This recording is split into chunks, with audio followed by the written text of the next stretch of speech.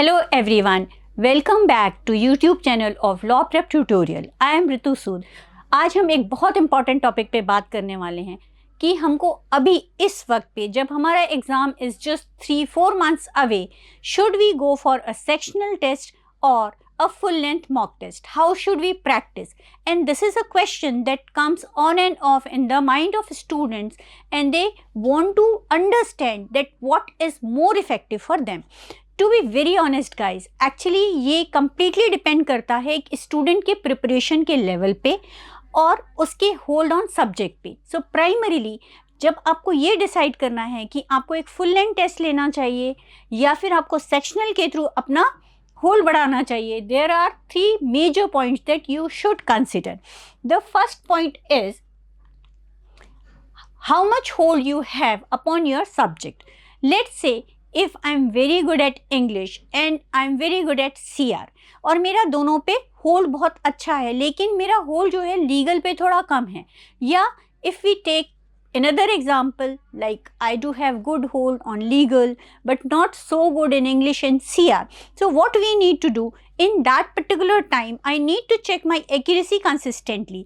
And अगर मैं accuracy की बात करती हूँ, so let's say मेरा accuracy is above 70 in all the subjects and अब मुझे अपना टाइम मैनेज करना है, ठीक है.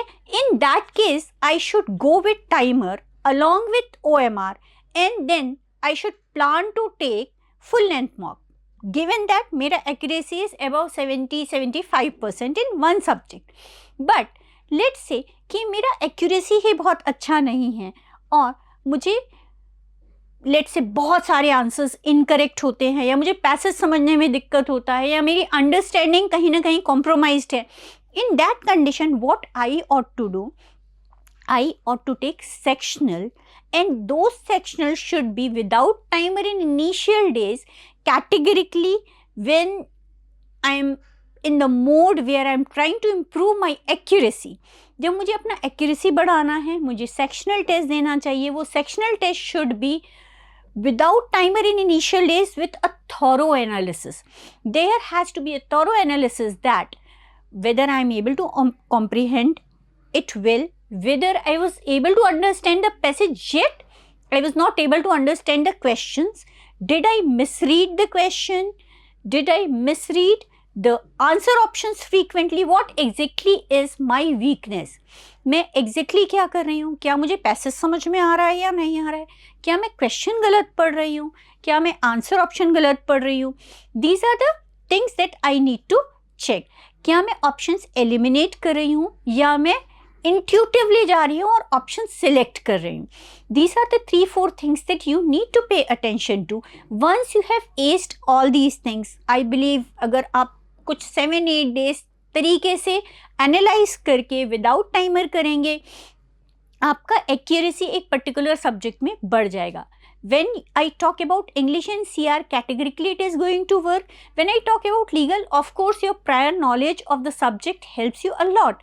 अगर आप बार बार मिस्टेक कर रहे हैं, लीगल में सिली मिस्टेक्स कर रहे हैं, मिसरीड कर रहे हैं, या आपको याद रखने में बहुत प्रॉब्लम हो रहा है, that means you need to revise the concept and know the concept.